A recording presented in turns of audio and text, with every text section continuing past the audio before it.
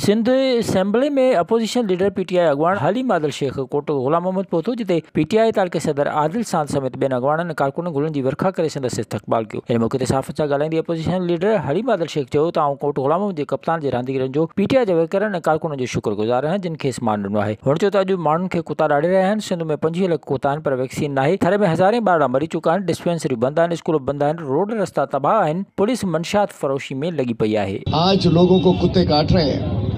25 लाख कुत्ते सिंध में है और वैक्सीन है नहीं।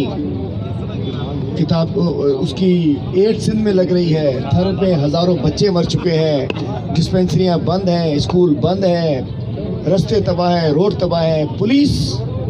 पुलिस मंशियात फरोशी में वो है लगी हुई। हलीम आदिल शेख साफ़िन जे सवालनि जो जवाब ॾींदे वधीक चयो त पीपी वारनि नून लीग जे पुठे में छुरी हई आहे। ही मफ़ाद परस्तनि जो टोलो आहे। विज़िट कयो अवामी आवाज़ मीडिया ग्रुप जी वेबसाइट awamiawaz.pk।